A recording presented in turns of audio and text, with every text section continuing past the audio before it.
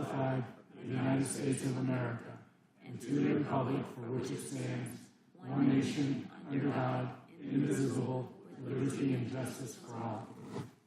We'll stay standing for a moment.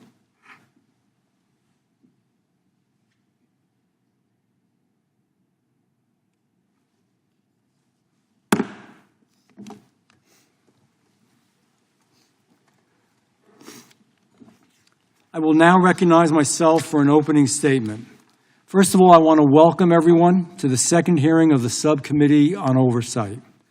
Today, we are continuing the important work we began in our first hearing, exposing the weaponization and politicizing of federal law enforcement agency against the American public. This time, we'll be focusing squarely on the Federal Bureau of Investigation under the Biden administration. A bureau bloated by bureaucracy, a bureau that burned through billions, not millions, but billions of dollars in taxpayers' dollars to chase political enemies, a bureau that silenced dissent and trampled on our constitutional rights. All while real threats to our safety were ignored. This wasn't just a leadership failure, it was a betrayal of the American people and of the American trust. This hearing is more than oversight. This is about restoring trust. This is about standing up for every American who believes that government should protect them, not target them. Let me be clear. The FBI should be a shield for the American people. Instead, under the Biden-Harris administration, it became a sword to use against them. Let's start with parents who spoke up for their kids, parents who voiced concerns about radical school agendas. What did they get in return? A surveillance file, a federal investigation for just trying to be a good parent. That's not law enforcement. In my book, and in most Americans' books, that's intimidation. Let's talk about people of faith. The Biden FBI branded certain Catholic Americans as, quote, radical. Americans' books, that's intimidation. Let's talk about people of faith. The Biden FBI branded certain Catholic Americans as, quote, radical traditionalists and potential domestic terrorists. They even discussed infiltrating churches by having parishioners spy on their own people, by their own fellow parishioners. And it wasn't just Catholic churches. In 2021, the FBI raided a Hindu temple in the state of New Jersey. Using overwhelming force, agents stormed sacred grounds. And listen to this. They held guns to the faces of the holy men. They disrupted religious life, all based on loose, untrue allegations, which are now thankfully unraveling in court. Our sacred places, our churches, our synagogues, our temples, our mosques, they should be sanctuaries, not scenes of government surveillance. Let's talk about free speech. The FBI knew Hunter Biden's laptop. That wasn't law enforcement. That was raw political election interference. And all of this, the worst part of all, it wasn't free. It came with a price tag. In fiscal year 2024, and listen to this, the FBI spent over $6 billion, not million, $billion on intelligence, counterintelligence, and counterterrorism, all on American soil, more than half of its entire budget. But instead of using those billions to fight violent crime or keep our communities safe, the money was funneled into politically driven investigations and abuses of power. The waste did not stop there. $220,000 paid to Igor Danchenko, a key source behind the discredited Steele dossier. Plus another $300,000 to that planned before the FBI can finally close him as a source. Up to $1 million offered to Christopher Steele to try and corroborate, which he couldn't do, his own baseless claims. $200 million more secured for a new FBI headquarters, a reward in Greenbelt, Maryland, despite widespread public distrust and concern and strong opposition from the Judiciary Committee. And that is only scratching the surface. The FBI couldn't give us enough real numbers, and we're going to continue to pursue that and just find out how much this really cost us. For 4 long years under the Biden administration, Americans had to suffer through this. Groceries got more expensive, rent kept rising, families struggled to make ends meet, some working 2 or even 3 jobs just to stay afloat. And while they were scraping by, Americans working hard, trying to survive, the federal government was using their hard-earned tax dollars not to help them, not to protect them, not to make things better, but to surveil them and fund political hit jobs.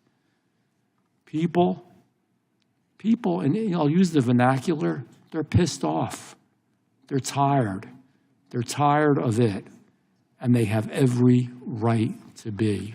They want the FBI focused on real threats, the southern border, cyber attacks, violent crimes in our neighborhoods and our cities, foreign adversaries that are hacking our elections. Not on chasing down somebody you don't agree with, not on chasing down a political opponent. All of this pointed to a clear conclusion. The Biden FBI picks and chooses its priorities based on politics, not on public safety. And ladies and gentlemen, that is wrong. And if it weren't enough, whistleblowers tell us about a corrupt bonus structure, just to make it even worse. Bonuses for opening more cases, bonuses for inflating the numbers, bonuses for manipulating timesheets. Imagine being rewarded not for catching criminals, but for cooking the books. You couldn't make it up, but it's true. This is not a conspiracy theory. It's not a Republican talking point. It's not a political talking point. This isn't speculation. This is documented, well-documented abuse, verified by brave whistleblowers and confirmed by this Judiciary Committee. Some may say, and good question, well, what are you doing about it? I'm going to tell you. We're working to fundamentally reform the FBI from the ground up. We are drafting legislation to rein in abuse, cut waste, and refocus the Bureau on real threats to public safety. We are investigating every single dollar spent and every abuse of power uncovered. We are demanding accountability from those responsible and pressing for transparency at every single level. And yes, we are exposing the truth. Because as they say, the truth shall set you free. The first step to real change is making sure the American people know exactly what's going on, what was done to them with their own money. That's the cruel part of it. By their own government, the cruelest part of it. Director Kash Patel is leading a new FBI, one that returns to its roots, one that Americans can be proud of. He moved agents out of Washington, D.C., back into communities, back to fighting violent crimes as they should be. Attorney General Pam Bondi took swift and decisive action to dismantle the most politicized units within the Department of Justice. She redirected resources towards real law enforcement priorities, scaled back abusive practices, and made clear the DOJ's mission is to uphold the law, not to serve any political agenda. Any political agenda. You know, it's the old saying, if it happened to us, it can happen to you. This isn't Republican. This isn't Democrat. This is just doing the right thing. Together, they are rebuilding the Bureau from the ground up. They're doing it the right way, with transparency, with accountability, and with a focus on the Constitution of the United States of America. This is the FBI that the American people deserve. So today, we're going to hear from those who know the truth, former agents, former insiders, people who saw firsthand what went wrong and what we can do to fix it. Because, you know, this isn't just about the past. It's about a better future. It's about restoring our faith in American institutions. It's about protecting our freedoms. It's about demanding that taxpayer dollars go to protecting Americans, not targeting them. The only way that we will understand where we are and where we want to go is by understanding where we were. It's about doing the right thing. I thank you, and I look forward to this testimony. I now will recognize the ranking member, Ms. Crockett, for an opening statement. Thank you, Mr. Chairman, and as I'm sure you can assume, we see this a little bit differently. Here we go again, talking about Biden, and more Biden. Today is nothing more than a dog and pony show for Republicans to avoid facing the American people for their trash policies that are killing the economy and our democracy. Despite Republicans' claim of backing the blue and being the party of law and order, we're here today because Republicans are willing to throw our country's top law enforcement agents under the bus to appease Trump and execute his political vengeance. Now, I know remembering things is hard for some of my colleagues on the other side of the aisle, like remembering not to add reporters into a Signal chat discussing military war plans.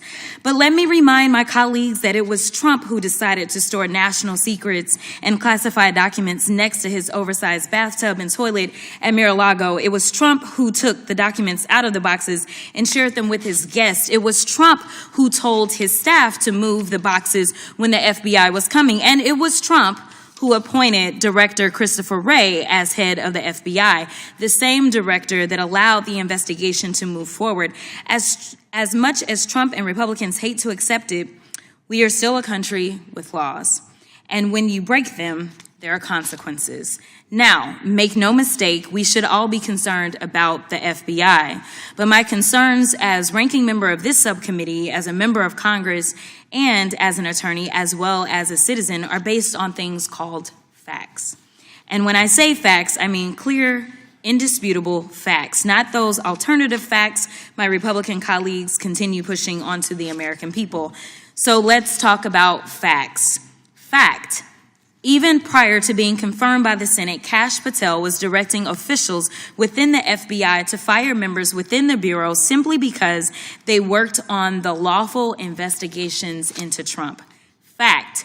Patel failed to disclose his previous work and financial ties with the country of Qatar, a country that, had you had read the Mazars report, released last year by the House Oversight Committee, you would know paid close to $500,000 to Trump while he was president of the United States. Unsurprisingly, the FBI's Foreign Influence Task Force was recently disbanded, and the DOJ also cut back on its Foreign Agents Registration Act enforcement. Our enemies are jumping up and down now that we're doing their work for them. Another fact, Patel has never even been an FBI agent and is now leading the Bureau. Even one of today's Republican witnesses organizations, the Bureau, has advocated having an FBI agent lead the Bureau. But rather than confirm a director with credible, dedicated experience, the Republicans confirmed a political loyalist with no Quantico or FBI training. Talk about DEI. Didn't earn it higher.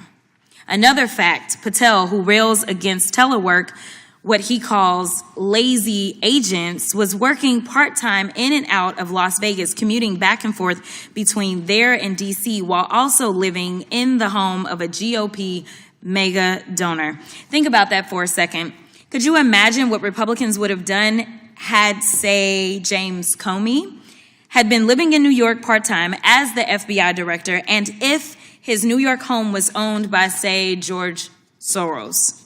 Speaker Johnson would have forced a floor vote on articles of impeachment within days of this news coming out. But nevertheless, my Republican colleagues are willing to sacrifice safety for stupidity as long as it's loyal. Another fact, Patel and Trump-backed FBI leadership have redirected FBI agents who are working on investigations involving violent crimes against children and child exploitation and transferred them to work on anti-Tesla attacks and redacting Jeffrey Epstein files. Talk about FBI waste and abuse. You simply can't make this stuff up. To be clear, Director Wray testified before Congress last year, noting that, quote, if each one of the FBI's cyber agents and intelligence analysts focus exclusively on the China threat, China's hackers would still outnumber FBI cyber personnel by at least 50 to 1. Yet rather than hire more agents to protect against these cybersecurity threats, Director Patel is reassigning agents to redact Epstein files. Someone please tell me how this makes America safe. It's almost as ridiculous and wasteful as Patel's idea to contract the Bureau with UFC fighters. And while I have very real concerns about the current state of the FBI today, I want to be very clear. My concerns aren't with career agents, the men and women dedicating their lives to protect our country and communities. It's with the irresponsible leadership and reckless decisions coming from Patel, Trump, and Doge staff within the FBI. Our Bureau needs resources to do its job effectively. What it doesn't need is 20-something-year-old Doge bags reviewing materials without having undergone proper vetting and clearance. The American people have a right to be worried, but these worries shouldn't be based on Republican baseless conspiracy theories. Our country is already on a dangerous path, pushing closer to causing irreparable harm. Republican members need to wake up and put Trump loyalties aside to engage in real oversight of the current FBI before it's too late. Congress deserves it. The brave men and women at the Bureau deserve it, and the American people deserve it. I want to add one more point. As a civil rights attorney, I have had to sue law enforcement. There have been times that I can truly say that law enforcement has crossed the line. And I truly believe that there can be one or two in a bunch that can ruin everyone. The problem that I have right now, though, is that we have decided to focus in on something that my Republican colleagues have decided to term as being political. What is political is when somebody says that they are going to come back and seek retribution. What is political is firing people because they simply were following the evidence and doing their jobs as law enforcement has been trained to do. And ultimately, regardless of whether or not anyone believes that it was right to indict the president, not once, not twice, not three, but 4 times he was indicted, ultimately, each of you knows enough to know that at the end of the day, it is citizens that sit on a grand jury that are the ones that decide whether or not evidence exists to go forward with an indictment. And ultimately, when this president was convicted by a jury on the state level, it was a jury of his peers. And so I want to say thank you so much for your time. Thank you so much for your commitment. And thank you so much for the testimony that you will provide. With that, I will yield back. I'm now going to recognize the chairman of the full committee. Thank you, Mr. Chairman. The previous speaker talked about facts. Here's one fact I know. It's night and day dealing with the Bondi Patel Justice Department versus the Garland Ray Justice Department. Under the Pam Bondi as Attorney General, the Foreign Influence Task Force, that group that was responsible for censoring Americans, has been disbanded. The school board's memorandum has been rescinded. We sent 7 subpoenas to Kash Patel 5 weeks ago. The response we've gotten is unbelievable compared to what we got under the previous Justice Department. He's actually given us thousands of documents already, new information that we tried to get from Director Ray that he wouldn't give us. We've already received. We'll be talking about some of that. So that is the fact. Complete change from where we were with the previous Justice Department. The previous Justice Department, of course, that couldn't tell us who planted the pipe bombs, who leaked the Dobbs opinion, who put cocaine at the White House, couldn't tell us answers to those questions. But they had plenty of time to put together the memo to say we're going to investigate moms and dads at a school board meeting, as the chairman pointed out. They put together a memorandum. We've now learned it wasn't just in the Richmond field office, but in other field offices where they were equating pro-life Catholics to extremists. We know they raided the president's home. We know they retaliated against whistleblowers. They even put together, the previous speaker talked about politics. Politics, The FBI created a questionnaire where they asked their employees about other employees who were maybe giving information to us as whistleblowers. Did that person support Trump? That is as political as you can get. So the real thing here is it's literally night and day, the difference between the kind of information that we're able to receive, the help that we're getting, and the focus on going after traditional bad guys, not having half your agents and half your budgets focused on surveilling the American people. Let's go get the traditional bad guys. That's what Kash Patel is doing at the FBI, getting the FBI back to the mission they've had before, which I know some of our witnesses who served there are going to talk about. So I thank the chairman for putting this together, and I thank our witnesses for being here, and I yield back. Thank you, Chairman. I'm going to now recognize the ranking member of the full committee, Mr. Raskin. Mr. Chairman, thank you very much, and thanks to Ms. Crockett for calling us together.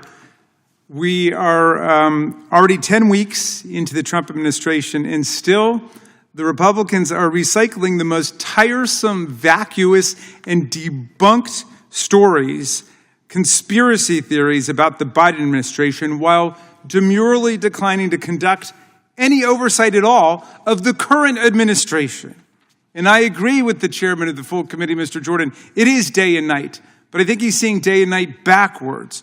Donald Trump is turning our country into a gangster state where agencies like the Federal Trade Commission, the FBI, and the Department of Justice act as presidential enforcers, conducting political deals with elected officials like New York City Mayor Adams, corporate shakedowns against ABC, CBS, and other media entities, and law firms like Paul Weiss, Rifkin, WilmerHale, and Jenner & Block, demanding pledges of loyalty from citizens, and in some cases, demanding cold, hard cash in lawsuits brought directly by the president against private businesses. Meanwhile, they're offering mass pardons, immunity, and protection to violent insurrectionists, convicted drug beaters, cop beaters, drug traffickers, corrupt politicians, as long as they're willing to kiss the ring and do the president's bidding.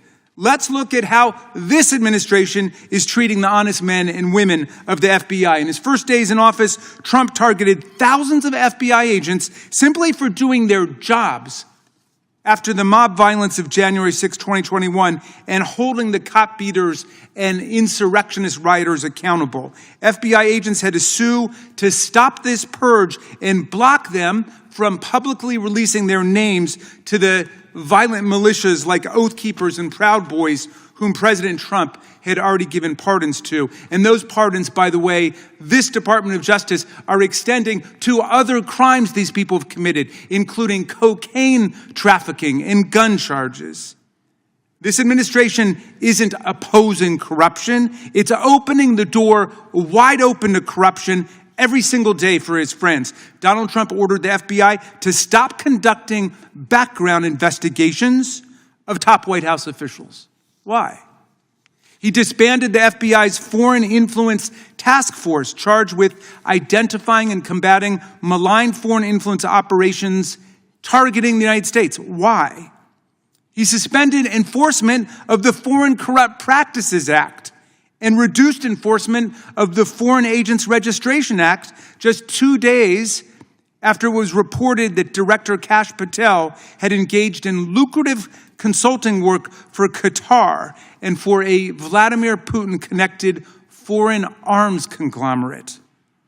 The current FBI leadership is diverting the FBI's resources away from public safety and national security and towards mega conspiracy fixations and obsessions. According to press reports, hundreds of agents ordinarily assigned to defending the national security of the United States have been pulled into a mind-boggling effort where they were pulling all-nighters and working around the clock to review the Epstein files after Attorney General Bondi botched the first attempt at what she said was going to be a complete release of the Epstein files. So it's important to consider what the FBI is not investigating in the frenzy of all these Back to the Future wild goose chases.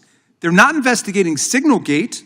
The extraordinary decision by a group of America's highest national security officials, including one who was in Moscow at the Kremlin at the time, to compromise the safety of our service members and intelligence officers by using Signal, a non-secure commercial application to reveal specific confidential and classified details about an impending military airstrike, complete with timestamps for when F-18 aircraft would launch and arrive at their targets and when Tomahawk missiles would be fired at buildings controlled by Houthi members. What are DOJ and FBI doing to investigate this stunning, dangerous episode of incompetence or recklessness, at the very least, that undoubtedly violates all kinds of federal, criminal, and civil laws? Nothing. In fact, when asked about the Signal chat, Attorney General Bondi changed the subject to Hillary Clinton and Joe Biden. Sound familiar? That's what we're doing today.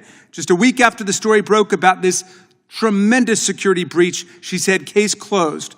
No further investigation, no lessons learned, no hearings. That's the end. Can you imagine what they would be doing if that had happened under President Biden? If his top national security team had been talking about a military strike on Signal, there would be 8 special committees and subcommittees investigation, and they'd all be demanding impeachment, the way they're demanding impeachment of judges who blow the whistle on the illegalities of this administration. Well, what else is the FBI not investigating? Elon Musk, his startling ties to the Communist Party of China, the CCP. Musk is bulldozing our federal government while accessing the people's most sensitive databases.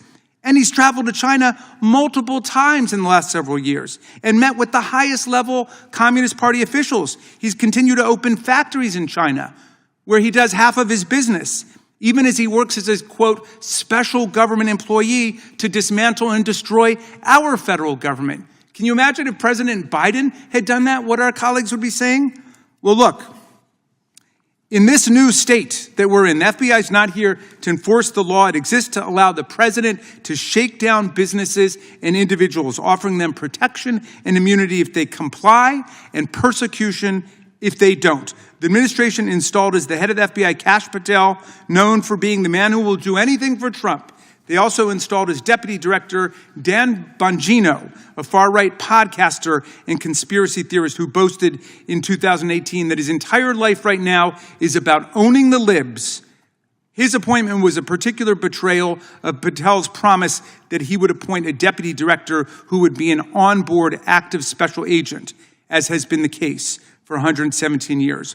Already stories of intimidation and pressure in this DOJ and this FBI are trickling out. 7 veteran prosecutors were forced to resign rather than take part in a corrupt bargain to dismiss charges that were brought by a grand jury in New York against the mayor of New York, Eric Adams. The U.S. Attorney for the Southern District, Daniel Sassoon, who clerked on the Supreme Court for Justice Scalia and was active in the Federalist Society, resigned, saying nothing had changed in the facts of the case, nothing had changed in the law of the case, nothing had changed in the evidence. It was simply this political deal that Donald Trump had cooked up with the mayor of New York, who traveled down to Mar-a-Lago. The longtime criminal chief in the D.C. U.S. Attorney's Office was forced to resign rather than open the current bogus investigation into Biden-era clean energy projects. So what we see at the Trump FBI and DOJ is part of a broad pattern. They're targeting lawyers who took up causes or clients that Donald Trump doesn't like, and they've issued illegal executive orders intended as threats against them. The president and his friends are threatening federal judges that ruled against them to halt their blatantly illegal executive actions, calling for impeachment of the judges. And there have been threats against their families made online. The president and his friends are threatening journalists and deporting legal immigrants for exercising their First Amendment rights, sending a clear message to anyone thinking of speaking up against the administration. The FBI's leadership are threatening to take the FBI down a very dangerous path today, one that's entirely incompatible with the values of the men and women of the FBI and the best traditions of the agency. Once again, with today's hearing, my colleagues are turning a blind eye to what's going on right now, choosing instead to regurgitate and recycle debunked and discredited lies about the Biden administration and somebody having an investigation into parents and school board that's been debunked a million times. That was an investigation into people making violent death threats against school board members. Nobody was ever arrested. Nobody was ever charged with anything. And yet they've been dining out on that. I think it's for 5 years now, talking about something that led nowhere, and there was nothing wrong with it in the first place. So the men and women of the FBI deserve to know that Congress is watching, and we've got your back. We're not going to stand idly by while this administration tries to turn the FBI into an arm of a pay-to-play gangster state. Thank you, Mr. Chairman. I yield back. Thank you. Real quick, the gentleman said that these aren't facts, they're debunked theories. They are facts, and we have it on video. We have the Attorney General apologizing for what happened and what they did. We have the Director of the FBI finally having to apologize for what they did. We have Mark Zuckerberg apologizing for what was done, and that's only scratching the surface. I can't go into all of it. I will now, without objection, all the other opening statements will be included in the record, and I'm going to talk about the smart people that we have here to testify. Mr. Stuart Whitson. Mr. Whitson is the Senior Director of the Federal Affairs at the Foundation for Government Accountability. Prior to joining the FGA, he served with the FBI, including as Supervisory Special Agent in the Directorate of Intelligence. Mr. Richard Stout. Mr. Stout is the Director of Reform, the Bureau, an organization comprised of former FBI special agents that advocate for returning the Bureau to its core mission. He served with the FBI for more than 2 decades, working on cases involving drug trafficking, terrorism, financial crimes, and other matters. Ms. Nicole Parker. Ms. Parker is a former FBI special agent, having spent more than 10 years with the Bureau. She specialized in cases involving securities fraud, before being transferred to a team focused on violent crime, where she focused on cases involving murder for hire, murder in general, sexual assault, and human trafficking. Dr. Luke Hunt. Dr. Hunt is Associate Professor of the University of Alabama, where he is a member of the philosophy faculty. He previously served as an FBI agent for 6 years. We will begin by swearing you all in. Would you please rise and raise your right hand?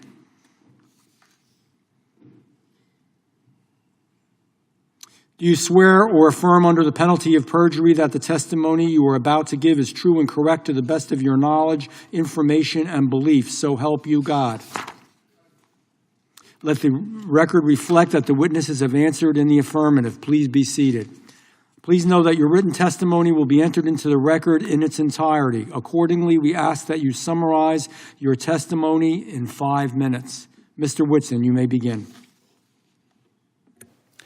Chairman Van Drew, Ranking Member Crockett, Chairman Jordan, Ranking Member Raskin, and members of the subcommittee, thank you for the opportunity to testify today. Elections have consequences. And in just 4 years, the Biden administration managed to politicize and weaponize the FBI in ways never seen, whether targeting then-candidate Trump, parents at school board meetings, or Catholics doing nothing more than practicing their faith. The Biden administration hijacked the FBI to promote the left's political objectives. But it gets worse. While the full investigative resources of the FBI focused on the January 6 protesters and other perceived political enemies, the Biden administration manufactured the worst border crisis in our nation's history, allowing criminals, terrorists, and drugs to flood into our country at unimaginable levels. The result was predictable: an explosion of human trafficking, violent crime, and drug-related deaths. And with more than 2 million known gotaways on Biden's watch, the threat of a terrorist attack on the homeland is greater than it's ever been. But there's another big problem. Not only did the Biden administration's actions undermine public safety, but they also caused a majority of Americans to lose trust in the FBI. And this loss of trust is a crisis, not only for the FBI, but for the country. But there's good news. Again, elections have consequences. And with President Trump back in office, the FBI now has a new director working aggressively to right the ship. But it's not going to happen overnight, and regaining the trust of Americans is going to require significant and sweeping changes. And here's 7 such changes. First, clean house. With new leadership poised to get the FBI back on track, one big hurdle stands in the way: entrenched bureaucrats. We've already seen this play out in dramatic fashion with the now former FBI leader in New York who tried to coerce his subordinates to, quote, dig in against the administration. This was a clear act of insubordination that deeply embarrassed the FBI and only further undermined public trust. And there are surely other FBI employees still entrenched in the Bureau that will resist meaningful change in less obvious but equally harmful ways. Look, it's simple.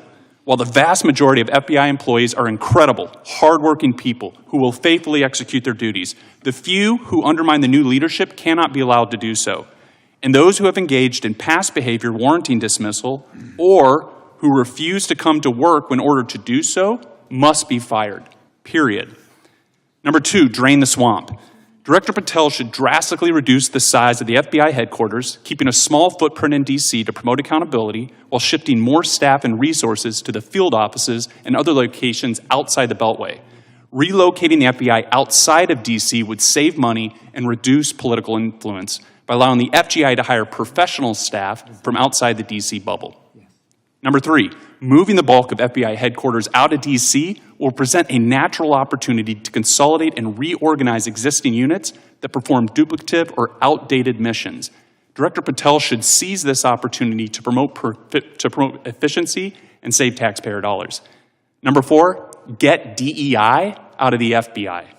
Under former Director Comey, the FBI moved away from merit-based hiring and instead toward race-based hiring. Moving forward, Director Patel should ensure that all hiring decisions are based purely on merit and talent. Number 5, the FBI should be refocused back to a law enforcement agency that uses intelligence to advance its law enforcement mission, rather than an intelligence agency that also engages in law enforcement. Patel could start by eliminating the intelligence branch and merging its personnel and mission into the FBI's other operational units. Intelligence in the FBI should be a tool to advance investigations, not its own standalone department. Number 6, we need more oversight and accountability within the FBI. But to earn back the trust of the American people, Congress must get involved. Besides conducting your own oversight, Congress should also consider creating new criminal penalties for FBI employees who knowingly abuse the FBI's investigative powers. And finally, to get the FBI back on track, Director Patel should execute his own DOGE effort to identify waste, fraud, and abuse within the FBI. At the end of the day, America deserves and needs a world-class law enforcement agency it can trust. With the current leadership in place, the FBI is well on its way to becoming that agency once again, because after all, elections have consequences. With that, I thank you for the opportunity to testify in today's hearing, and I look forward to your questions. Thank you, Mr. Whitson. Mr. Stout, you may begin. Good morning, Chairman Van Drew, Ranking Member Crockett, members of the committee. Thank you for the opportunity to appear before you today. It is an honor to share my perspective drawn from nearly 4 decades of public service in law enforcement, national security, and counterintelligence. My name is Richard Stout. I'm a 35-year veteran of law enforcement and currently serve as Director of Reform the Bureau, a nationwide group of former and retired FBI special agents committed to restoring the FBI to its core mission, protecting the public, fighting crime, and upholding the rule of law.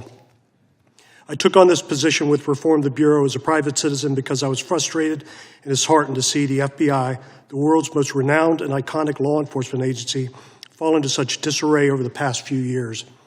When I was 19 years old, I became a deputy sheriff while attending college in Southwest Virginia.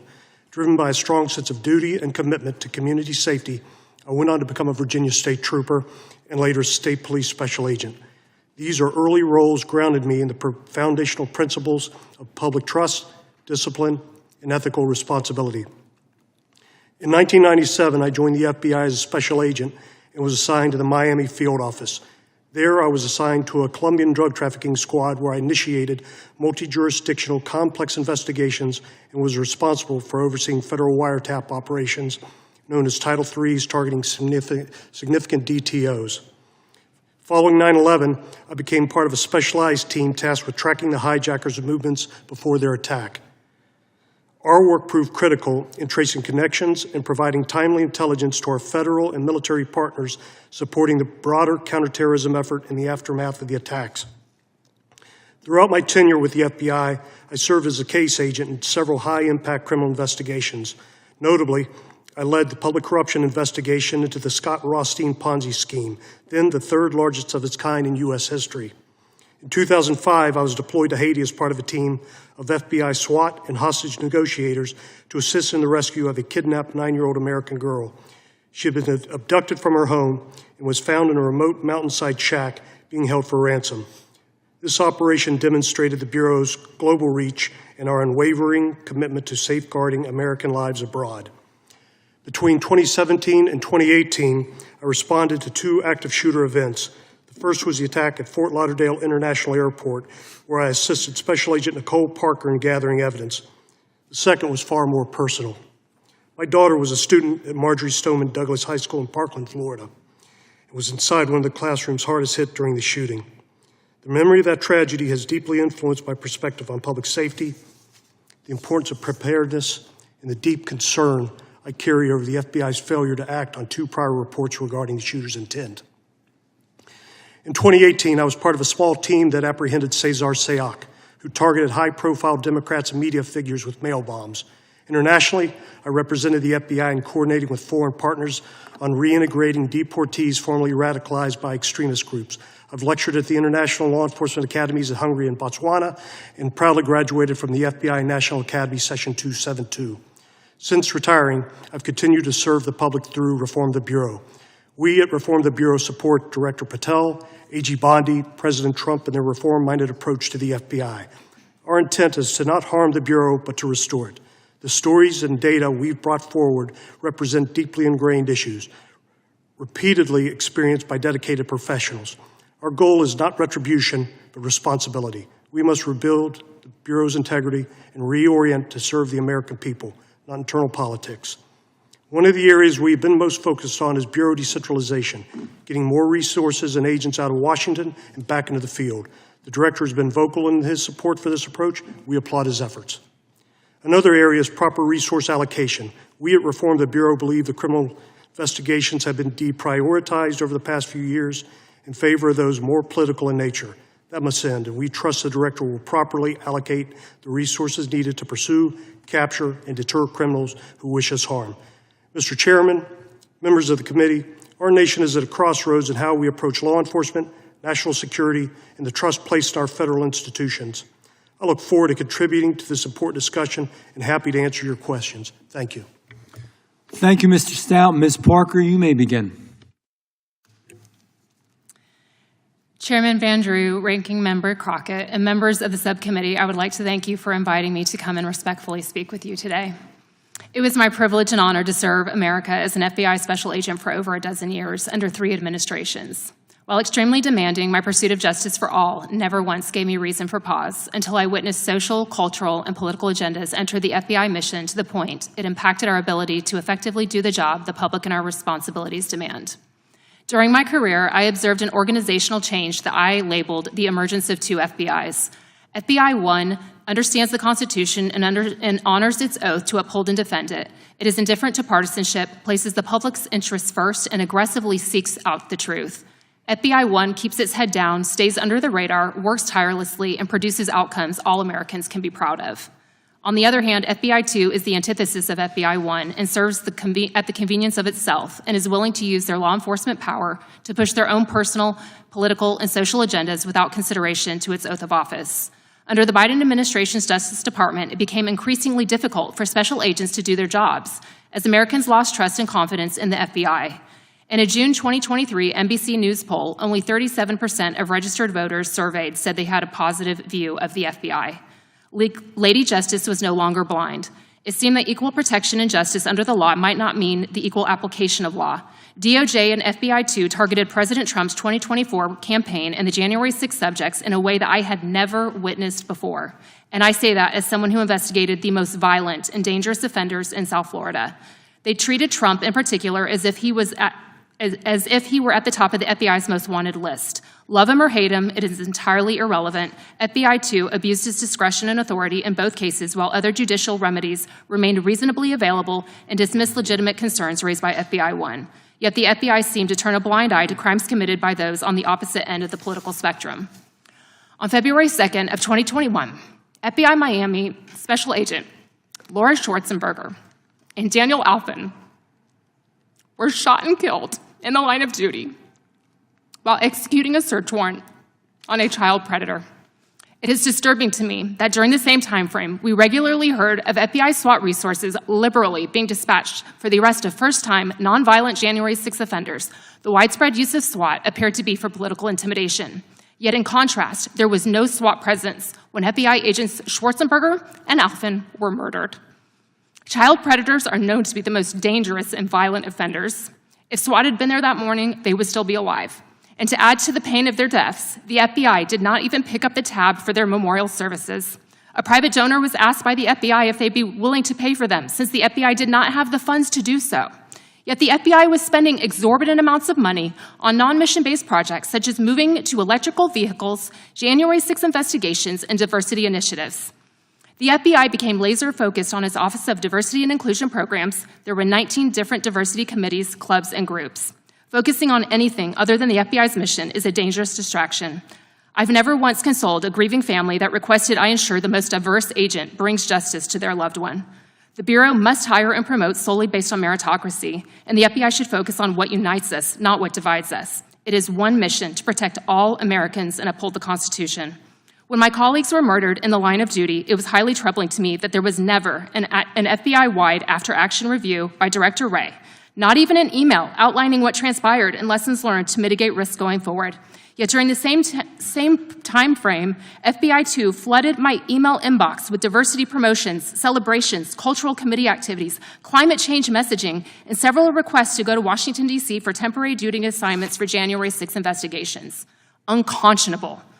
I left the FBI close to 2 years after their deaths, and still radio silence from leadership regarding what transpired that horrific morning. Further, the DOJ changed its deadly force policy in July of 2022 for the first time in 18 years on the heels of the 2 FBI agents being murdered in the line of duty. Tone deaf. When agents should have been given more support and protection by the policy, many interpreted it that we were given less protection and more legal scrutiny with an additional de-escalation section. This can be fatal when decision-making is measured in fractions of a second, action versus reaction, and many believe the changes were a result of social justice pandering. The list of issues and concerns myself and others had with the FBI was growing long. No one felt that their voices mattered or that any changes were possible, as Director Wray and AG Garland believed that all was well, while many at the FBI were deeply troubled by what was transpiring. After much prayer and reflection, it was time for me to walk away. It is remarkable that several fugitives from the FBI's most wanted list have already been taken into custody since President Trump took office January 20th. I am hopeful and confident that under this new administration with AG Pam Bondi and FBI Director Kash Patel at the helm, that with time, effort, and serious reform, the FBI will regain Americans and FBI's employees' trust again, dismantling the political and social weaponization and return to its greatness. That is what our current, retired, and fallen FBI heroes' legacies deserve, and most of all, it is what Americans deserve. Thank you, Ms. Parker. Dr. Hunt, you may begin. My goal is to briefly share my understanding of the FBI's important mission in a way that I hope is free from partisanship. I had the good fortune of serving my country as an FBI agent in a variety of settings. In a small office where I worked whatever criminal case that walked through the door, from bank robberies to crimes against children. At Washington Field Office on violations of the Foreign Corrupt Practices Act. And finally at FBI headquarters where I focused on national security policy. Now, as a professor, I draw on these experiences in teaching and research related to legal and philosophical issues in policing. But I'm not interested in the ivory tower today. One of the academic questions in my work is directly related to this committee's work. Is the FBI a liberal or illiberal institution? By liberal, I'm not referring to politics or whether you're a liberal or conservative member of Congress. I instead mean the philosophical tradition with which I assume everyone in this room agrees. The philosophical tradition going back to John Locke, on which this country was founded. At its core, the political morality of liberalism tells us that all persons are free and equal and should be governed by the state in accordance with the rule of law. What is the alternative? Illiberal regimes governed not by the rule of law, but by arbitrary power and the official whim of state agents who are above the law. The FBI can and should be an agency that promotes the rule of law. However, I want to raise 3 concerns about the current state of affairs that could lead to the erosion of the rule of law. First, lack of predication. Predication is the basis of an investigation, the information or allegation that justifies a case. While most FBI investigations require predication, so-called assessments do not. In other words, the FBI has the discretion to investigate almost anything without any factual basis to do so. Investigation without predication is contrary to the rule of law because it may be based not on fact, but whim or arbitrary discretion. It is thus crucial for Bureau leadership to avoid any appearance of impropriety and partisanship in both actions and rhetoric. The second worry I raise is the selective enforcement of corruption. Corruption includes the use of entrusted authority for unethical benefits. This is, of course, an issue in politics, but corruption also arises in social and economic domains such as business. It should go without saying that corruption is contrary to the rule of law. It undermines institutional reputation, circumvents fair processes of economic development, and denigrates democracy and justice. Recent developments suggest that the decision to investigate corruption may be based in part on political and business expedience. Prominent cases of political corruption have been dropped suddenly for reasons unrelated to the legal merits of the case. Investigation of corruption under the Foreign Corrupt Practices Act has been paused. The FBI's Foreign Influence Task Force, DOJ's kleptocracy team have been disbanded. A lack of transparency into this sort of selective enforcement of corruption could politicize the FBI, undermining the rule of law. Predication suggests a righteous investigation, regardless of whether the target is a regular citizen or a powerful politician or corporation. If we don't want to slide towards illiberalism, then no one should be above the law. Finally, I raise a concern about the selective enforcement of national security threats. We are all familiar with the horrific pattern of political and ideological mass killings in recent years. The 2015 killing of 9 black people in a Charleston church by a white supremacist hoping to spark a race war. The 2018 killing of 11 in the Pittsburgh Jewish community.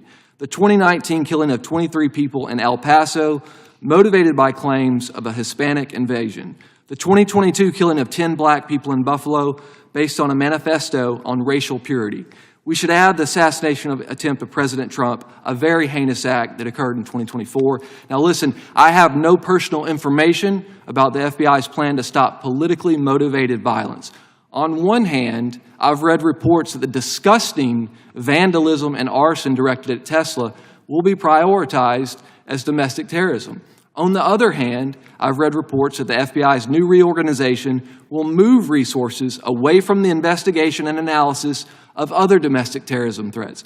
My only point is that we should not prioritize domestic terrorism investigation based on whether they're motivated by the left or the right. Investigations should be based on predication and follow the evidence, wherever it leads. That is the rule of law.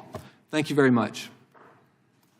Thank you, Dr. Hunt. Thank you all for being here. We appreciate your time, which is a precious resource in itself. I'm now going to recognize the gentleman from Alabama for 5 minutes.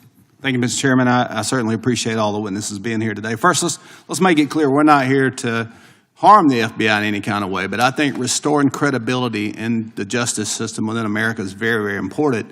One of the top issues when I was touring the district in 21 was, and that was shortly after the Biden administration, was the weaponization of government agencies against certain political opponents. Certainly President Trump, certainly some of the January 6th defendants, and we've heard from Ms. Parker that there was a mobilization to go and locate those people and arrest them when those resources could have been used elsewhere. So I guess we want to get to the general point of this hearing is how do we restore credibility in these agencies? I mean, we saw the Durham report where, in fact, Barack Obama, Joe Biden, Loretta Lynch, the Attorney General at the time, and James Comey were sitting in the Oval Office when Clapper, the CIA director, walked in and said, hey, by the way, this Russian collusion narrative, we know that's being driven by the DNC and Hillary Clinton, and yet within a few hours, the FBI started the FISA situation and spying on General Flynn. And those kind of stories, as the reports come out after the fact, that we know now that Russian collusion was made up, and the time and resources spent on the Mueller report,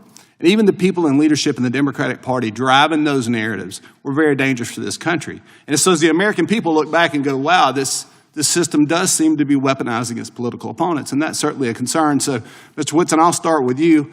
What steps do you think the FBI should take today to reform the agency and regain trust of the American people? What would be one of the couple of steps you think we need to look into?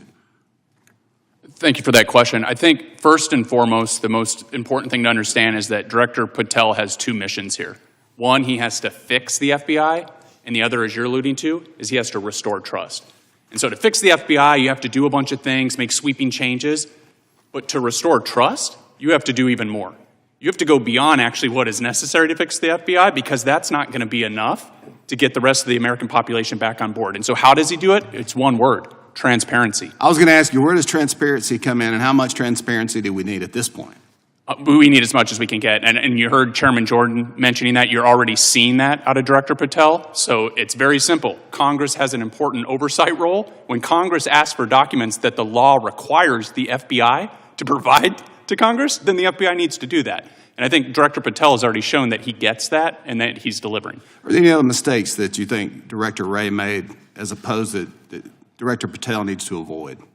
I mean, it'd be that right there. So I think Director Wray had a tendency to shield information, to drag out responses. I think towards the end of his tenure, he kind of became a little smug and kind of put out to be here to be asked questions. And I think that's the entirely wrong approach. The FBI director or whoever's designees that he sends here needs to be highly responsive to you, because you have a job to do, and they need to provide you all of the information that the law requires them to provide you right away, no delay. And I think initially, Mr. Whitson, that transparency may be a little painful for the FBI, but I think in the long term, that's what it's going to take to restore the credibility of that agency. Mr. Stout, what do you believe the role of the FBI is? Very simply, I think we need to eliminate the bloat. There's too many senior executive service members in roles with limited utility. They need to eliminate or demote non-essential roles and align headquarters with more field-based leadership models. So the more emphasis we put in the field will be will have a greater output, greater response to crime and anything that involves the American citizens. Do you believe it's possible for the FBI to return to those roots? Yes, sir, absolutely. Men and women of the FBI are some of the best people that I've ever worked with. They're honest people. They have families. They can transition well, and with enthusiasm. Gotcha. Ms. Parker, you said in your previous testimony, over a course of the 12-plus years of service, the FBI's trajectory kind of transformed. What do you mean by that? I joined the FBI. I was a witness to the 9/11 terrorist attacks in New York City when that occurred, and I went on to join the FBI because I wanted to give back to our country. I wanted to serve America, and when I joined the FBI, that's really what we were doing. There was very little talk about politics. You just went in, you did your job. I was originally focusing on white-collar crime. I then transferred over to violent crime. But as I mentioned, there really did become two FBIs, and the weaponization and the politicization started seeping into the agency, and it was a common topic of discussion, and you were bombarded with requests to work certain investigations, and it just became overwhelming. It was only one side of the political spectrum that was ever being held accountable. And so FBI agents were thinking, why are we doing this? Lady Justice is supposed to be blind. Lady Justice is no longer blind.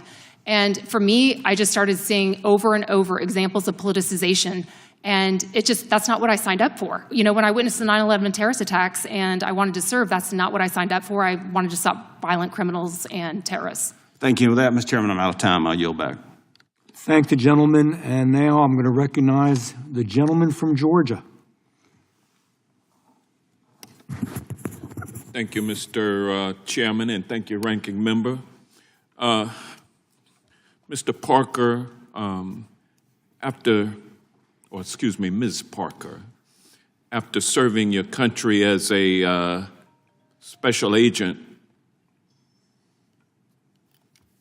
for the FBI, you landed in a soft, cushy position as a paid contributor at none other than Fox News. Isn't that correct? Actually, that was not correct. When I initially left the FBI, You're not a contributor. I am at this point, but when I And left the you are FBI, I a- was not initially a paid contributor for But Fox. you are a paid contributor now, Today I am, but Yeah. when I left the FBI, I was not. and you get paid to create content at Fox News. Isn't that correct? I get paid to speak the truth. So you create content. You create content at Fox News, don't you? Giving your view on things. What I do- That's content creation, isn't it? What I do is I speak the facts and I speak the So- truth and you based get on my paid to do that. experience at the FBI. And you get paid to do I that. get paid to speak facts and I get And are you paid on to the speak clock? the truth. Are you on the clock right now? Am I on the clock right now? Yeah. No. You're not getting paid right now for being a lobbyist No, sir. I'm not getting or paid for to any be a other lobbyist. purpose. Excuse me? You're not getting paid as you sit here right now to be here? I am not getting paid to be here. No, I Okay, am not, all right, sir. fair enough. Mr. Whitson, you also served as an FBI agent before falling into a very lucrative position as the legal director at the Foundation for Government Accountability, correct?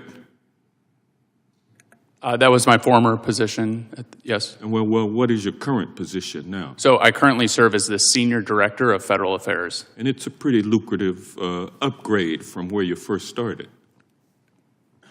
The position I'm in now? Yeah, is- you're making more money now than you were when you first started, right? Yes. And would it surprise you to know that your funding between 2013 and 2022, 6 conservative foundations tied to billionaire donors sunk $44 million into your organization, correct? I don't know the precise You don't numbers, know that? It wouldn't surprise you, though. but that wouldn't to know surprise me at all. And your largest known source of funding between 2013 and 2022 was a foundation controlled by Illinois billionaire Dick Uihlein, who invested over $18 million into your operation. And another source of your funding was the 85 Fund, which gave you $2 million between 2013 and 2022. It is among the network that is controlled by Leonard Leo, who received over $1 billion in contributions from a single billionaire to fund his continued takeover of our court system. And so you get paid to promote an agenda which includes rolling back child labor laws and stripping child workplace protections. Isn't that correct? No, that's not correct. And your organization has also worked to stop Medicaid expansion and to slash food stamps, correct? What do you mean by slash food stamps? Well, that means cut food stamps, cut the money. And y'all have been advocating for that, and you also were among the organizations that wrote the notorious Project 2025, which is the radical right-wing agenda, the blueprint that President Trump is implementing along with co-president Musk, correct? I'm not aware of us writing anything in Project 2025. Now, Mr. Stout, your organization must be brand new because I haven't been able to come up with anything on Reform the Bureau, which is the name of your outfit, correct? Yes, sir, that's correct. You just started it? I started in December. And have you been successful at recruiting any billionaire donors for your efforts? No, sir, I haven't. It's a grassroots level. So if I had more time, I would ask Dr. Hunt a question because he's the only non-paid individual up here not promoting a right-wing agenda, but I've run out of time. So, gosh, I yield back. I thank the gentleman, and I will now recognize, just a word before that, probably most of the people who appear before us have to make a living somehow. That's okay. We'll get paid salaries or whatever. Not unusual, not scary. With that being said, I will recognize the gentleman from Missouri for 5 minutes. Thank you, Mr. Chairman, and thank you for the witnesses for coming here to testify today. Ms. Parker, thank you for your testimony. In your testimony, you relate the misuse by the FBI of SWAT resources, and you give the example of a nonviolent first-time January 6th offenders, one SWAT team spending overnight in a hotel 4.5 hours away to arrest grandparents in their late 70s. Sound like some dangerous hombres to me. On September 23rd, 2022, we're all familiar with the case of a pro-life activist and homeschool father of 7, Mark Houcks. No criminal record. He was arrested in a SWAT raid, guns drawn in front of his family. Then there's 73-year-old pro-life activist Chester Gallagher, who was arrested for nonviolent violation of the FACE Act. And then there was pro-life activist Paul Vaughn, arrested in an early morning raid by the FBI, guns drawn in front of his 7 children. Sound like some really dangerous offenders to me. But pro-lifers aren't the only ones who have been targeted by the Biden FBI. Vanessa Sivage, a nurse at Texas Children's Hospital, read the story of whistleblower Ethan Heim, who we're familiar with, who exposed gender transition procedures being done at Texas Children's Hospital, despite the hospital having proclaimed that they were no longer doing those procedures because the Attorney General of Texas was investigating that clinic for child abuse. Vanessa stepped forward and basically confirmed Dr. Heim's story. She was then visited 2 months later by the FBI. And then, of course, the anti-Catholic memorandum that we're familiar with. I have that here in my hand right now. Just some simple questions. First of all, this is labeled as a domain perspective. Ms. Parker, what is a domain perspective? That's a document that, from my understanding, was distributed within the FBI as intelligence. Someone formulated that document, and it was published internally, and it had a stamp of intelligence on it that was signed off by multiple individuals within the Richmond field office. And part of that memorandum, first page, says, quote, FBI Richmond makes this assessment with high confidence based on FBI investigations, local law enforcement agency reporting, and liaison reporting with various degrees of corroboration and access. What does the term, high confidence mean to you, Ms. Parker? When I hear high confidence, I want to believe that it's trustworthy, that I can count on that is factual, that is truth. And my understanding of that memorandum is that they use sources that would not typically be used to gather intelligence. And what was happening at the FBI quite frequently and was disturbing to many is that there were individuals taking their personal views, packaging it up, and creating a document and then stamping intelligence on it and distributing as if it was truth, as if it was almost the Bible. And that is an example of, abuse of your law enforcement power. You're allowed to have your own personal and political opinions, but when you go to work, you've got to leave those at the front door, and you have to exercise in an unbiased and fair manner and be truthful. And when you're getting an intelligence document, you want to hope that it is factually correct and it is true. And unfortunately, that was a document that Christopher Wray had to have rescinded because it was not accurate, and he found it mind-boggling and disgusting that it had ever been published. Well, one thing I find mind-boggling, first of all, I am Catholic myself. I'm not a traditional Latin Mass Catholic. Often such people who prefer to go to the Latin Mass are referred to as traditionalist Catholics. And then so-called rad-trad or radical traditionalist Catholics are those who only go to Catholic Mass, who some of them believe that the regular English Mass is invalid or reject Vatican II or what have you, but not a single one of them I know even own guns, much less are they radicals or whatever. And then when I look at this memorandum, I see they're quoting the Southern Poverty Law Center, a viciously political defamatory group. I've worked a lot on immigration issues.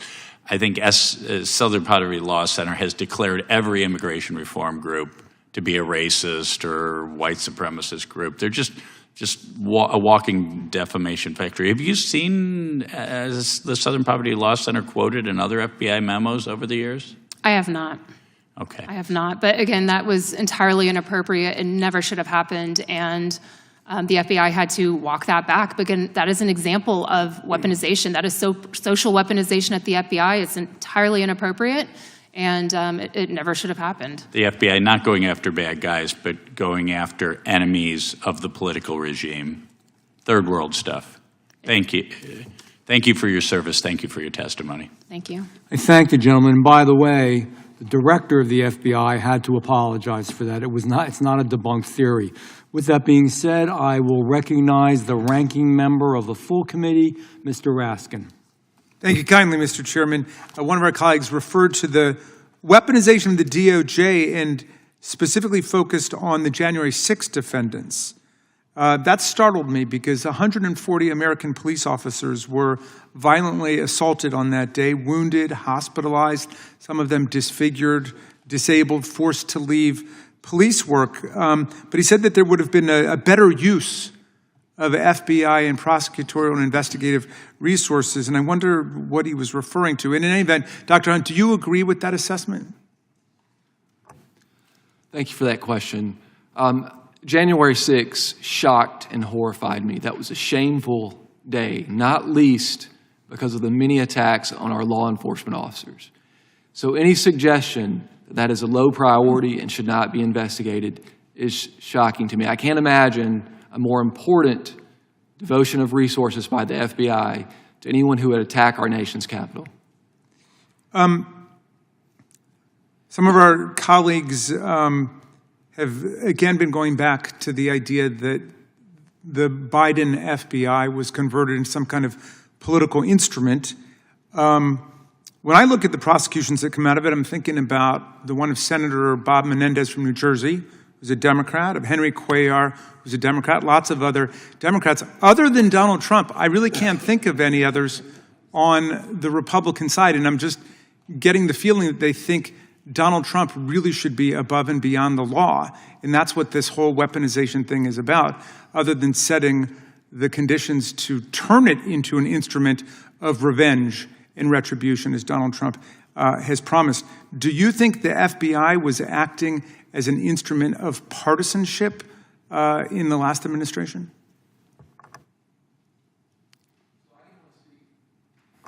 I can only speak from my personal experience, and I can say this.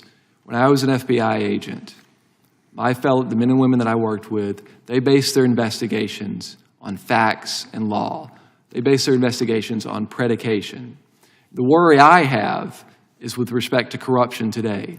When there's selective enforcement, and just as a regular American citizen, I'm not an insider now, when I see a high-level politician and charges are dropped, and there's no reason, I, as an American citizen, don't understand why that's the case. You're referring to Mayor Adams. That's correct. But there was a reason, which was he agreed to play on Donald Trump's political team, and the very Republican, conservative U.S. attorney for the Southern District said nothing had changed in terms of the facts of the case, nothing had changed in terms of the law, nothing changed in terms of the evidence.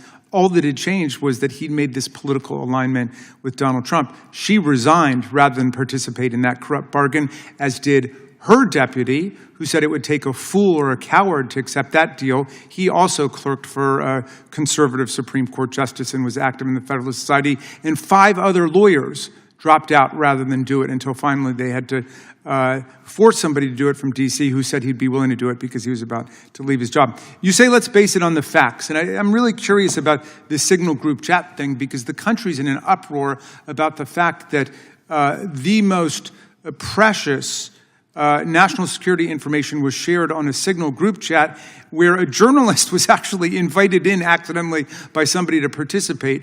And some of my colleagues seem to say, well, it was a one-shot deal. Let's just let it go. And it's no big deal. The FBI director's already said, no, nothing to see there. If this were a standard practice, just yes or no, do you think it would be a problem? That would be a problem, yes. Ms. Parker, do you agree it would be a problem if it were a standard practice? My understanding, I was not on the Signal chat. I just know it. Just yes or no, Probably because similar to I've got you. little time. If you can answer. A mistake was made, and Okay, people have Mr. taken Stout, can you ownership. say, would it be a problem for it to be standard practice to conduct sensitive foreign policy on a Signal chat group? Yes, I would. Okay, and Mr. Whitson, do you agree? Yes. Okay. Well, it just came out like 10 minutes ago. Waltz's team set up at least 20 Signal group chats for crises across the world. So it was, as one might expect, a very standard practice with Mr. Waltz, and I'm sure this will raise the question of whether or not he really should continue in that position.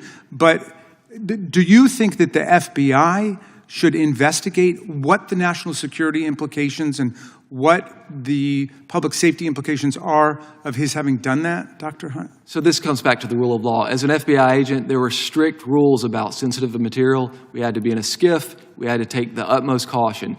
So to treat other people that are more powerful differently definitely suggests to me a deviation from the rule of law. All right, thank you, and I yield back to you, Mr. Chair. Thank the gentleman. You know, there's a difference between a mistake and purposeful, perpetrated policies Chair. are wrong. Just point out, okay. I beat you to it. I recognize the chairman of the whole committee. Thank you, Mr. Chairman. Mr. Whitson, before you got what Mr. Johnson described as high-paying job as Senior Director of Federal Affairs Foundation for Government Accountability, you worked in the FBI, is that right? Yes. 10 years in the FBI? Yes. And prior to that, you were in the United States Army? Yes, sir. 300 combat missions in Iraq, is that right? Yes, sir. And your time at the FBI, you were special agent in the Directorate, supervisory special agent in the Directorate of Intelligence. Is that accurate? Yes, Chairman. In your testimony, and I just want to get you familiar with this subject matter, in your testimony you said one of the ways we can eliminate waste, fraud, and abuse is including the overspending on confidential human sources. You said Yes. that in your testimony, right? Yes, Chairman. Are you familiar with the Inspector General's report about the confidential human sources who were there on January 6, 2021 here at the Capitol? Have you read the report? I haven't read that closely. Well, let me tell you a few things that they say in there, and I want to ask you a few questions. He said there were 26 confidential human sources there at the Capitol that day. Does that surprise you? No. Doesn't surprise you. Okay. He said 17 of those 26 confidential human sources entered restricted space they weren't allowed to go into. Does that surprise you? No. Doesn't surprise you. They did things they weren't allowed to do. Well, I need more details Okay. about, so were they doing it on their own? Were they told to do it? Were they, that kind of thing? We want to know the answers to those questions too. Yes, sir. 4 of them went inside the Capitol, and 2 of the 4 who went inside the Capitol were specifically asked by the FBI to be there that day for this. Does that surprise you? Not necessarily, Not necessarily. but I need to know more facts. I And guess. does it surprise you that any of them, none of these individuals, to our knowledge, were charged with anything? No, I mean, if they were tasked to be there. Okay. But I would need more information. Okay, well, I'm in sorry. your testimony, you talked about overspending on confidential human sources. Do you believe, is it likely these 26 were being paid by the FBI at the time they were doing this? I think that's, if they are a confidential human source that's actually on the books, then it's highly likely that they were Highly paid. likely they're being paid. If they were even tasked to do Even that. if they weren't specifically asked to be there that day?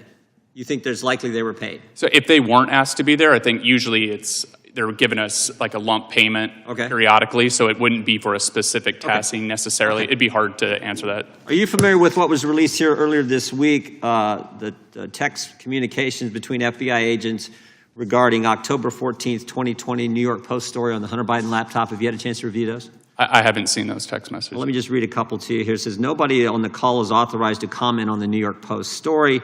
Twitter is treating this as disinformation. I just want to read something that took place earlier that day. The way this day worked is the story came out.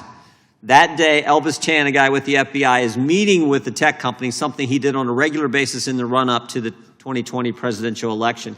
At that meeting, someone asked, hey, there's this New York Post story. Is the laptop real? And we know this took place because we deposed Mr. Brady Olson, and he gave us this information. And he said, when that question was asked, the response was, yes, the laptop is real.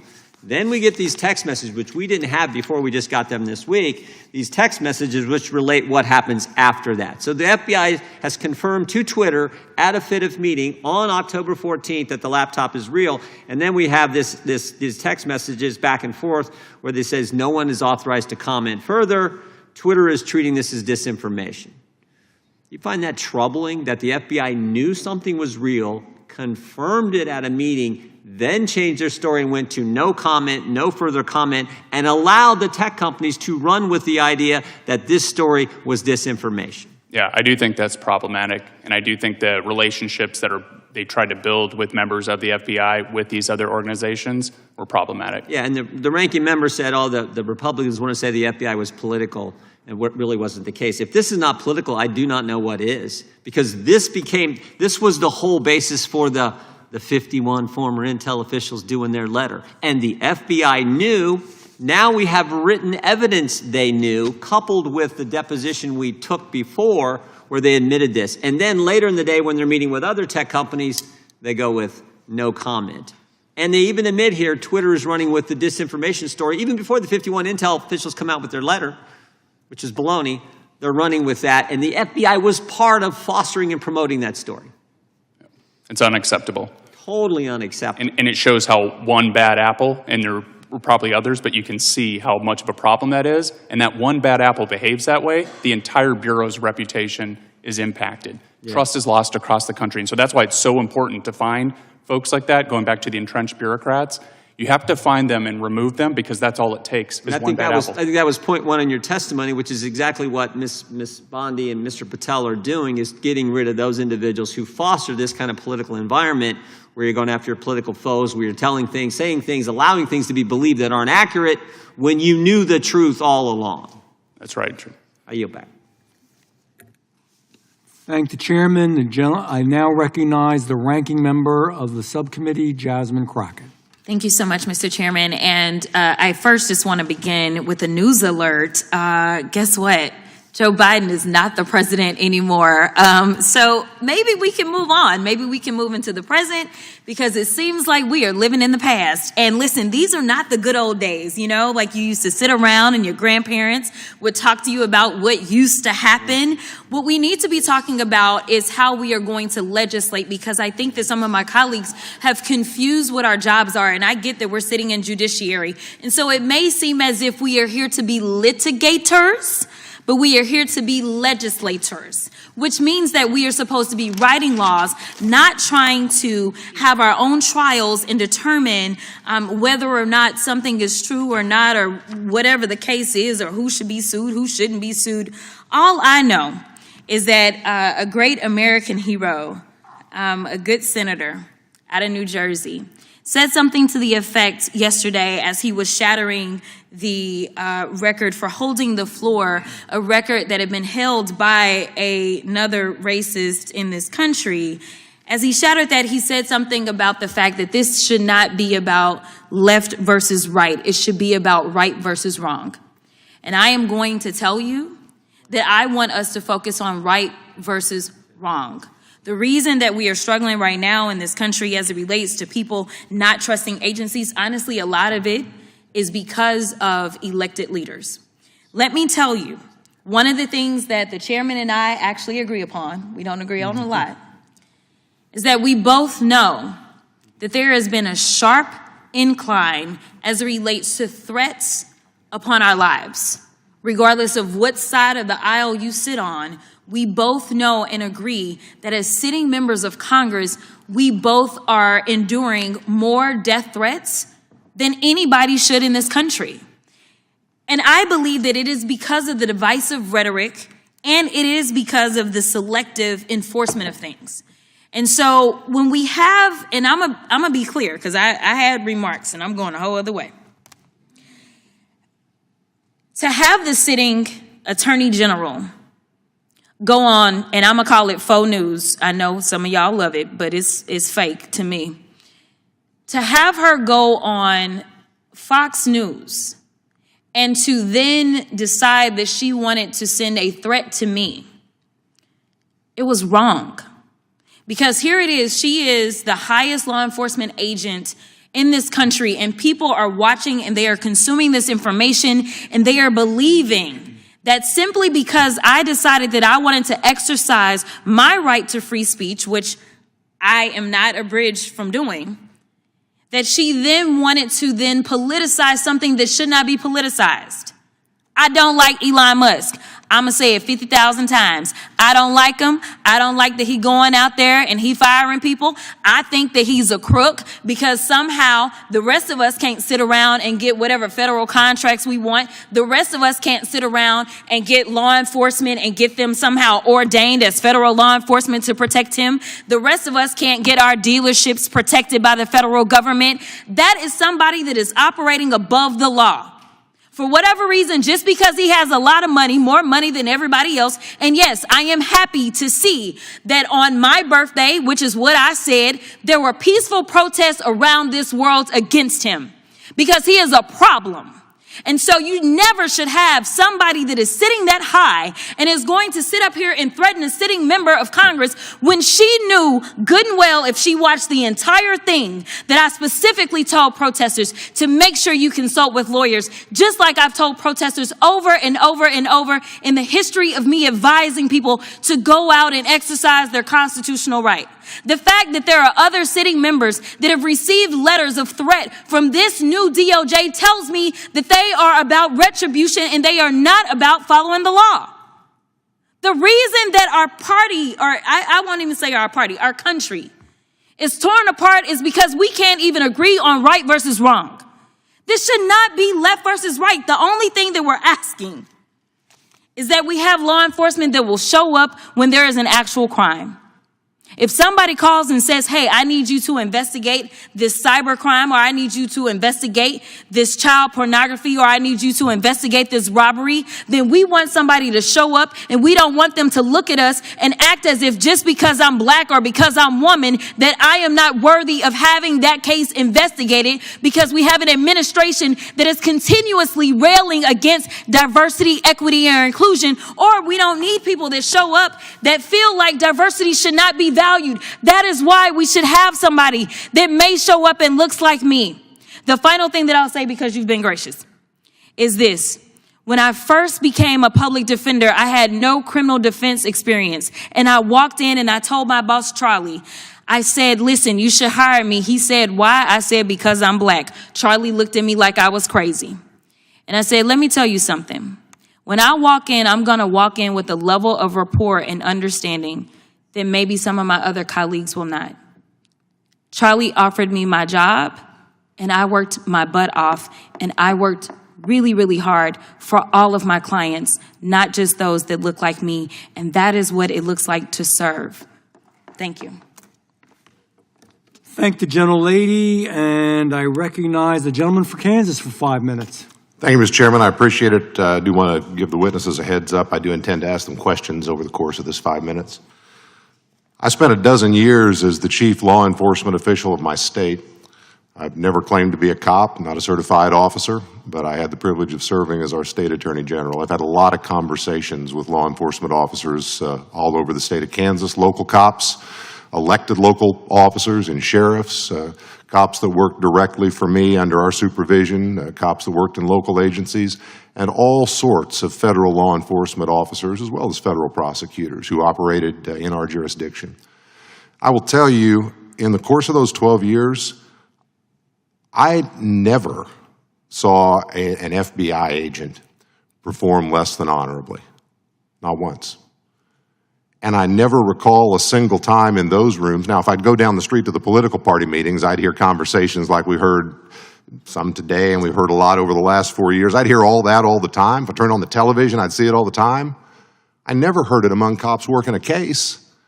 I heard folks who knew each other and liked each other and cooperated with each other who said, how are we going to get that child molester off the streets? How are we going to solve this murder? How are we going to deal with that case of elder abuse? How are we going to deal with that crime that's in front of us? That's the FBI I know, and it's the law enforcement world that I know. And I would just ask, Mr. Whitson, you're first up here, is that consistent or inconsistent with the law enforcement community you operated in? It's absolutely consistent. I'd say I had partners that I worked with for years on cases, and if you asked me what political party those people were in, I couldn't tell you. And they couldn't tell you the same for me when I was in the FBI. So that is the real FBI. When you go out to the field offices and you get away from headquarters, that's the real FBI, the real work. That's what they're like. And Mr. Stout, you were a local or state officer or both before being federal. How about you? Is what I just described consistent or inconsistent with your experience? Yes, sir, it is consistent, and I would tack on to that something earlier that Ms. Crockett said that I'm interested in about galvanizing this country. What will bring us all together?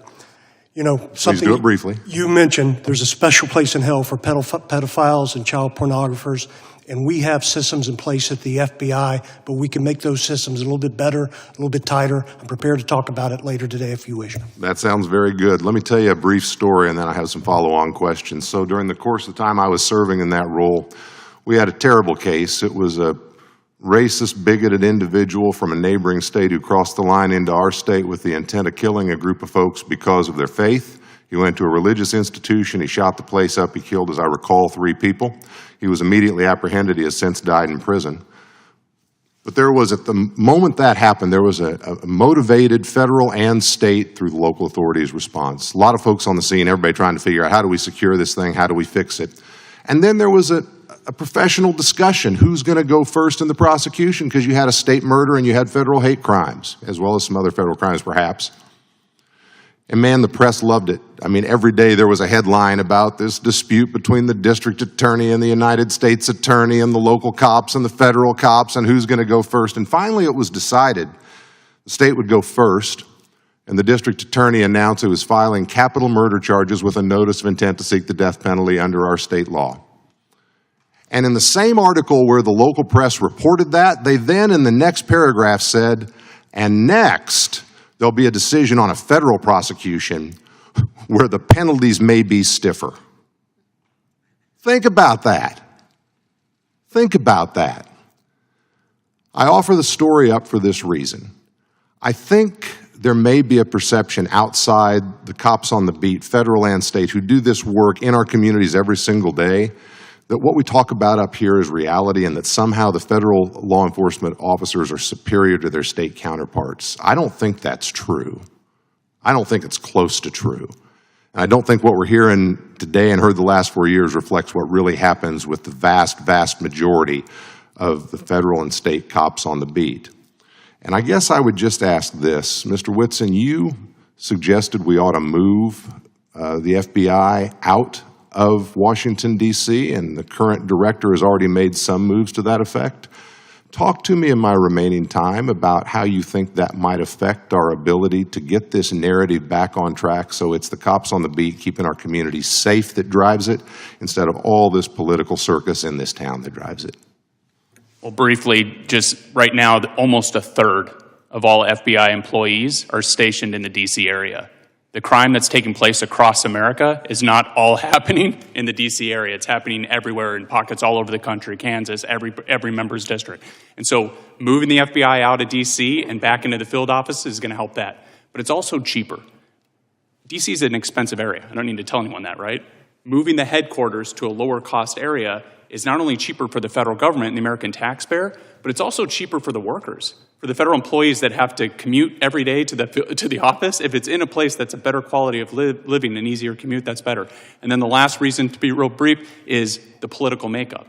And so my colleague at FGA, Hayden DeBlois, did a paper on this to look at federal senior executive employees. What is the political makeup? And across the country, they lean heavily Democrat by 30. But in D.C., it goes up to 40. And so that's not to say, not trying to be not Democrat or not Republican, but we really want to put it in a place where it's more representative of the entire country and not just one side of the country. And that's why we see that when a conservative comes in, the whole weaponization rises to the issue because the headquarters is populated by people of the opposite political. The gentleman's time has expired. Okay. I thank the gentleman. I now recognize the gentleman for Texas for 5 minutes. Thank you, Mr. Chairman, and thank you for having this incredibly important hearing where we can better understand the systematic abuses of the Biden administration for the past 4 years. Our colleagues on the other side want to encourage us to move on from a federal government that was weaponized against the American people that they are supposed to represent and protect. Move on after our FBI was targeting parents who were concerned that their children were being indoctrinated into radical transgender ideologies in their public schools. Move on after the left weaponize the federal government to create a mass censorship industrial complex violating our First Amendment rights. We're supposed to move on after they targeted Catholic Americans, traditional Americans, and labeled them violent extremists.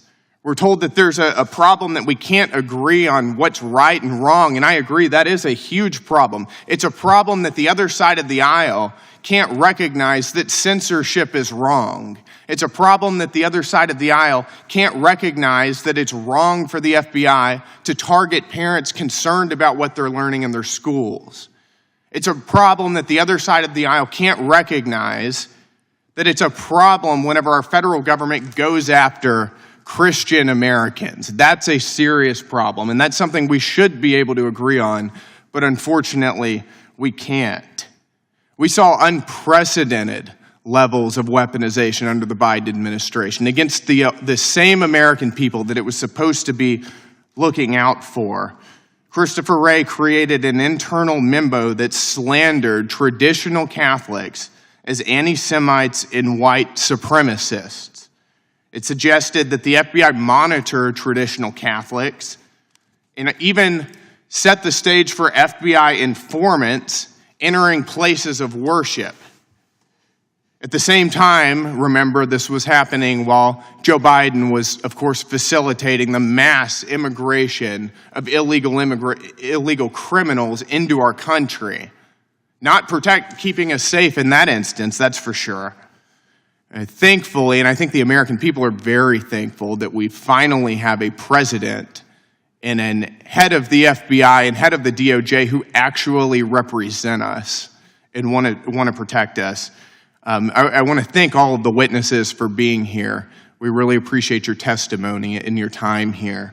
Mr. Whitson, I'd like to start with you.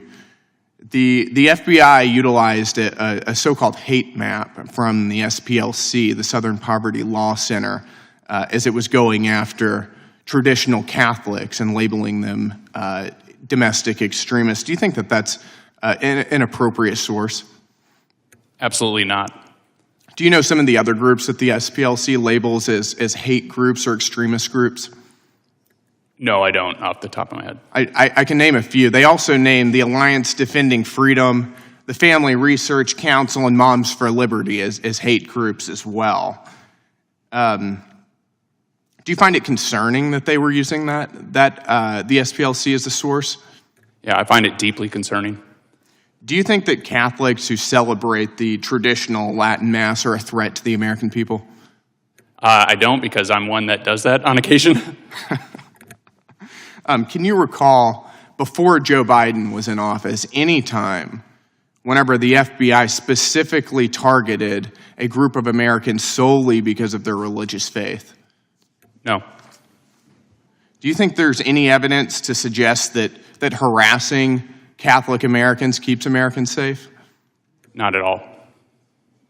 Got it. Do you think that that we've seen a move away from this sort of flagrant weaponization since President Trump has entered office?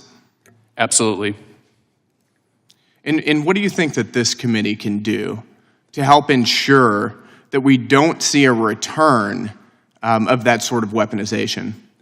Well, I think number one, it's accountability, right? That's not going to surprise you. I'm from the Foundation for Government Accountability. And so it's not enough to identify a problem and then just move on. You've got to hold people accountable. And it's going back to the earlier point. If you want to re-earn the trust of Americans in the FBI, they have to see people held accountable. But then at the same time, you need to refocus and look at what are the problems we have right now, and that's the wide open border, that's the violent crime. And so you need to press the FBI to make sure they're pushing resources where they should. Thank you. Thank you, Mr. Chairman. Thank the gentleman. I'll yield 5 minutes to myself. I'm going to ask you all a question. What would you do if you were sitting where we sit? What legislation? In other words, every administration can come and go.